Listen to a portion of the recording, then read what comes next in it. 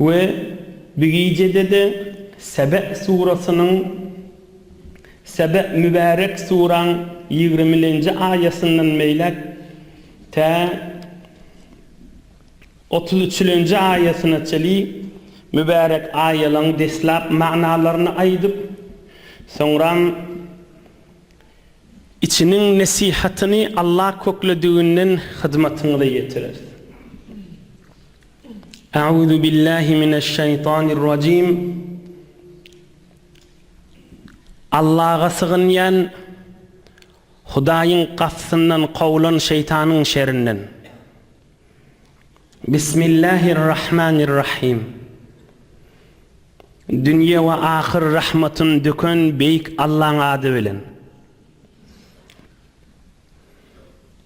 وَلَقَدْ صَدَّقَ عَلَيْهِمْ إِبْلِيسُ ظَنَّهُ فَاتَّبَعُوهُ إِلَّا فَرِيقًا مِنَ الْمُؤْمِنِينَ.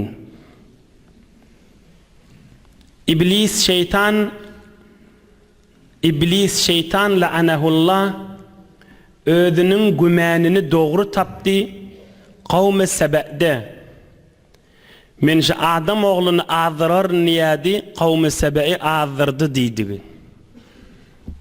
İlla fariqan minel mu'minin yönü bir neçe imanlı adamları azdırıp başarmadı. وَمَا كَانَ لَهُ عَلَيْهِمْ مِنْ سُلْطَانٍ. Şeytan bir adamı kamil iyi olup üstüne musellet bolup içini daşını iyi olup bilmez deyiptir. İlla lina'leme men yu'minu bil ahireti mimmen huve minha fi şek. Yani bir adamlar oluyor Hudaya ve kıyamet gününe imanı var. Elhamdülillah oturan cemaat yali. Hemmemiz biliriz yali. Saylanır yali. Kıyamet gününe imanı var adamlar. Mimmen huve minha fi şek. Cemaatler. Kıyamata şek etyen adam ve imanı var adamların arası saylanır yali. Kıyamet hakkında şek etyen adama da Huday kafir deyip yine Kur'an'la aytıptır. Bir tofarla deyip yok diyer da bir tofarla şek etye. Kıyamet bolsa da ol amal, bolmasa da bolmellal. Allah Teala men yu'minu bil ahireti mimmen huve minha fi şek. İmanlı adam menen şek etyenle saylanır yallidir. Ve Allah Teala hem mezadan nazırdır, hem mezattan havarlıdır, hem mezadı saklap bilip durandır. 22. ayet. قُلِ دُعُوا الَّذ۪ينَ زَعَمْتُمْ مِنْ دُونِ اللّٰهِ. Ey Muhammed Resulullah, kafirlere ait Allah'dan gayri Huday diyerlerini çağırsınlar deyiptir. La yemlikune miskale zerre. Şu Hudaydan başka Huday diyerlerin her kim olsun şu yerde oyunda bir zerren iyisi bir adam olup bilir mi? Yok, yer oyun iyisi Allah'da. وَمَا لَهُمْ فِيهِمَا مِنْ شِرْكٍ وَمَا لَهُ مِنْهُمْ مِنْ ظَهِيرٍ. Yer oyunda hamana şamahal bir tükanne iki nefer şerik bolya, bir yerin iyisi iki nefer şerik diyassa o da işte içkin epperk diye. Ama Hudaya diye kimma yer oyunda Huday bilen şerik diyer yal, ikisi ortakmış deyip Huday bilen palani ortak diyer yallat yok. Ve Huday da yer oyun yaradanna şoňa kömekçi bolan ýok dipdir. Ve la tenfa'u şefaatu indehu illa limen azina lah. Hudaýyň ýanyna şefaat etjek, kömekçi boljak, ara düşüňde peýdasy ýok. Meger Allah ijazet berse oň peýdasy bar. Hatta iza fuzzi'a an qulubihim qalu maza qala rabbukum qalu'l hakka ve huve'l aliyyul kebir. Qorsaklarından korku ayrılıp huşa gelirlerini biri bilen gurrun etjekler Allah näme aýtdy deyip hemmesi den aýtjak Allah hakkı aýtdy ve Allah uludur deyip. 24. ayet.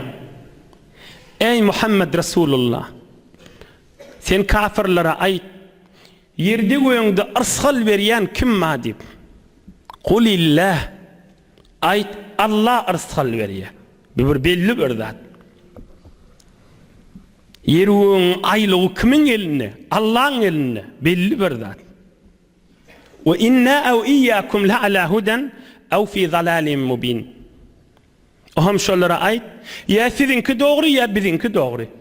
Ya siz ýanşyk kesipmäňiz ya biz ýanşyk kesipmäsip. Şey diýdi ayt. Oham olaň delili ýok. Bizim delilimiz var. Yer göň yaradan Allah. Biz ýanşyan siz diýdigi da. Qul la tus'aluna amma ajramna ve la nus'alu amma ta'malun. Şolara ayt. Sizin edin günahınız sebepli biz sorulmaz. Bizim edin günahımız sebepli siz sorulmarsınız. Her kim öz günahı öz boynuna.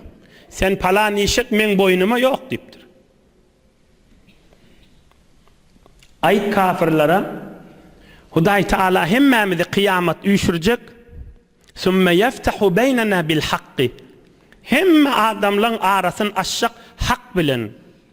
Kafir musulmanyň arasyny näki hökümler, erhiliň arasyny näki hökümler, enata oğul gyzyň arasyny näki hökümler, iki dawalyň arasyny näki hökümler. Hemme yerde Allah ve huvel fettahul alim. Ara açmakda, qazilykda, hakimlikde Allah bilýändir ve arany açýandyr. Ve kafirlere ayt Aruniyellezine alhaqtum bihi şuraka'a.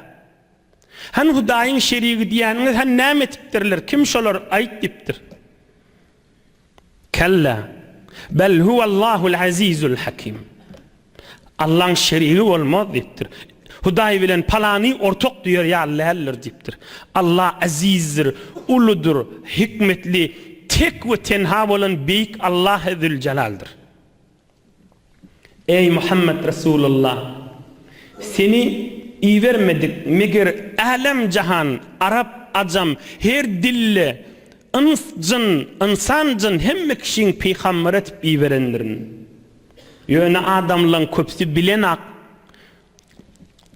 jahalet bilen, kuldurluk bilen, jedillik bilen imana girenaklar.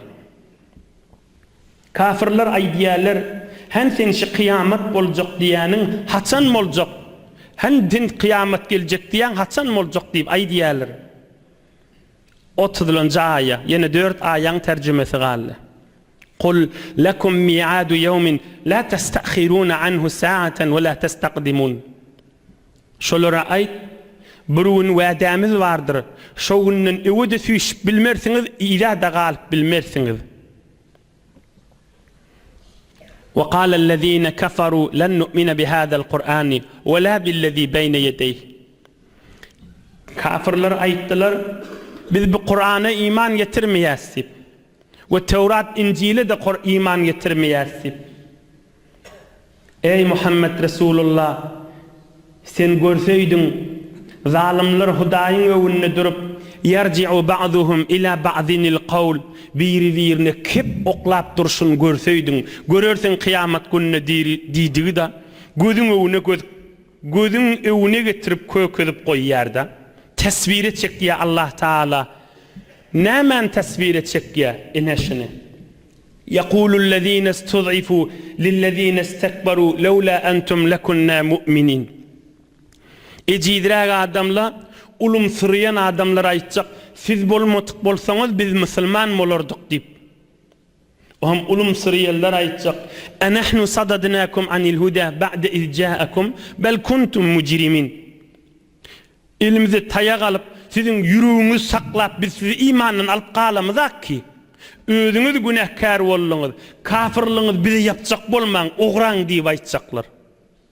Oham ejidler aýtjak, بل مكر الليل والنهار إذ تأمروننا أن نكفر بالله ونجعل له أندادا. Gijewni biz ağlap, gijewni biz ağlap kafir olmagy sebep sizler mi diýjek ejid adamlar. Hudaýa şerik koyduk, sizin kefiňiz bilen diýjekler. Aham mübarek 33-nji aýatyň ahyry ve esrun nadamata lamma ra'awul azab. azab-ı cehennem görellerini işleri ökünçten dolup uli ökünçlük bolacak. Ve cealnal aglala fi a'naqillezine kafaru. Kafir olan adamlar Huday bolacak mı? Peygamber bolacak mı? Kur'an bolacak mı? Berde bir yazılan zattır da diýerler boynuna zincir oklajaktır. Allah aýdýar: "Hel yujzauna illa ma kanu ya'malun." Şibirlen ceza eden işlerinin cezası, ıgtıqatlarının ve habis hafa eden işlerinin cezasıdır. Ve Allah doğru aytdy. Sadakallahul azim.